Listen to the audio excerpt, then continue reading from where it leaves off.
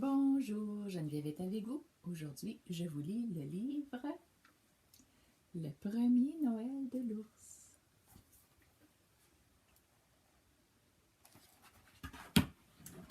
Il neigeait et un ours, ou plutôt un ourson, vit tomber sur son nez 2 ou 3 gros flocons.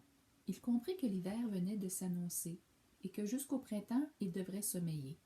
Alors il traversa sa forêt immense, il passa près d'un lac aux noires transparences, il gravit un à-pic emprunta un sentier et trouva un abri sous un très grand rocher.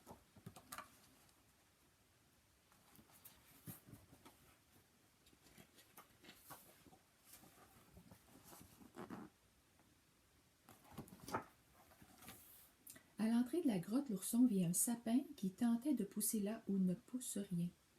L'ours l'aima tout de suite, car cet arbre si frêle témoignait d'un courage vraiment exceptionnel. Lorsqu'il ferma les yeux et plongea dans la nuit, le petit sapin fut la dernière chose qu'il vit. Les jours passaient, l'hiver avait repris ses droits. Le vent du nord sifflait, hurlait, soufflait le froid. La forêt et les arbres s'étaient vêtus de neige. La glace emprisonnait les ruisseaux dans son piège. Mais l'ourson, lui, dormait. Il rêvait au printemps qui ramenait la pluie, les fleurs et le beau temps, et ces milliers d'oiseaux qui traversent les cieux lorsque soudain un bruit lui fit ouvrir les yeux.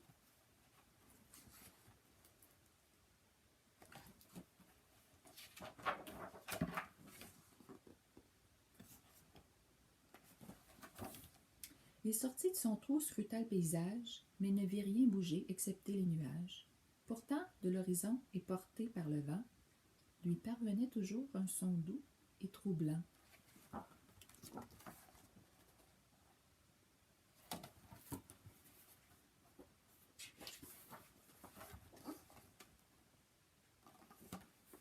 L'ourson se dirigea vers l'étrange musique quand il fut arrêté par le cri de supplique d'un corbeau maigrelet et l'air bien mal en point. Le petit ours conclut que l'oiseau avait faim. Dans cet endroit perdu qui viendrait donc nourrir ce corbeau solitaire en train de dépérir, l'ours comprit que sans lui l'oiseau allait mourir. Il lui dit de l'attendre, qu'il allait revenir.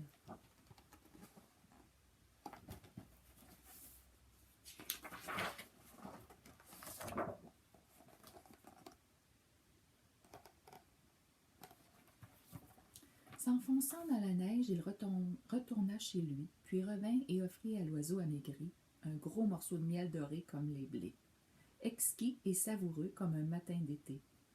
Le corbeau picora ce bienfait des abeilles et suivit cet ami envoyé par le ciel.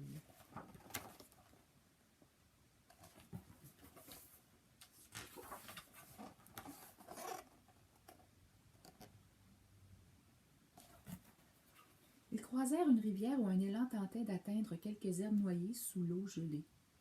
Il avait besoin d'aide. L'ours monta sur la glace. De ses griffes pointues, il brisa la surface. L'élan se régala et, bientôt rassasié, il suivit le corbeau et l'ours sur le chantier.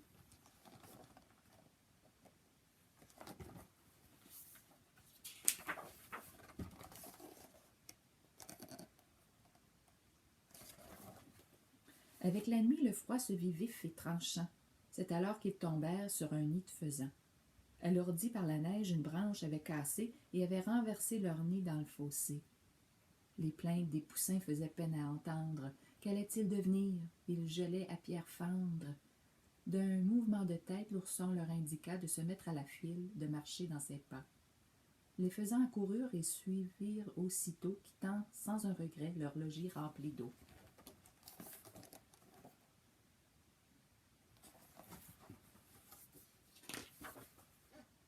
C'est ainsi qu'ils parvinrent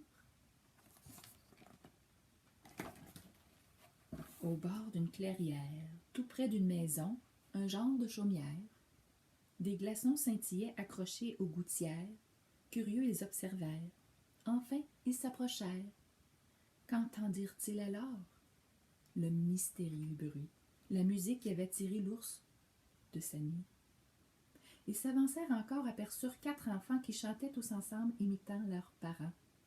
De leurs lèvres s'envolaient des mots si doux, si beaux, qui sonnaient comme les chants que chantent les oiseaux.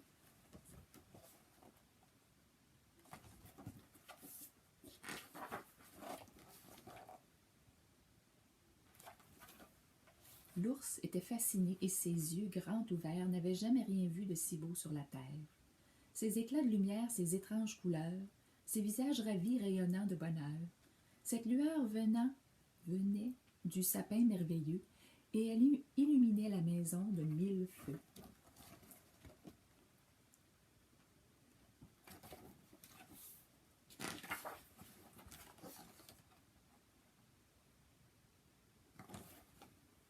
Les notes de musique se perdirent dans la nuit. Les parents emmenèrent les enfants au lit.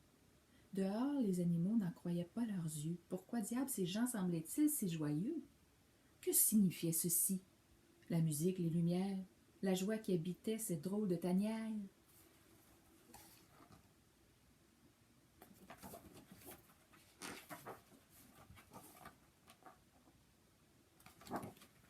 Pourtant, cette allégresse, ils l'avaient au fond d'eux, quand ils s'en retournèrent éblouis et radieux.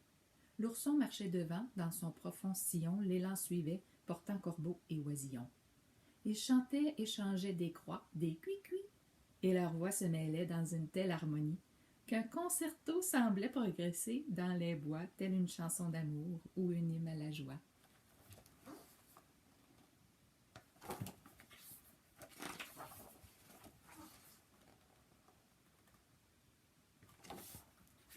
L'ours montra son refuge à ses nouveaux amis et leur offrit de partager avec lui. L'élan et les oiseaux dirent oui sans hésiter. C'est alors qu'ils virent l'arbre qui poussait à l'entrée, ce sapin qui avait décidé de grandir là où jamais un arbre n'aurait dû s'épanouir. Au même instant, la lune apparut dans le ciel, éclaira le sapin comme l'eût fait le soleil, et au beau milieu de cette nuit de Noël, fit jaillir de ses branches des reflets irréels.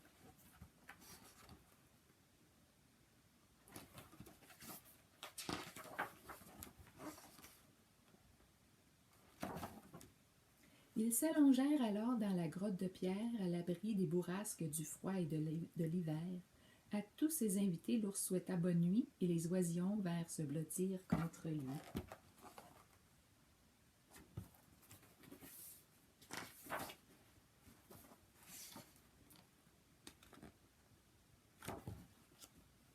Ils s'endormirent et l'arbre répandit sa lumière tous les jours et les nuits que dura cet hiver. Il scintillait encore quand le printemps revint et qu'avec le soleil, ils s'éveillèrent enfin. C'est le printemps dans l'histoire.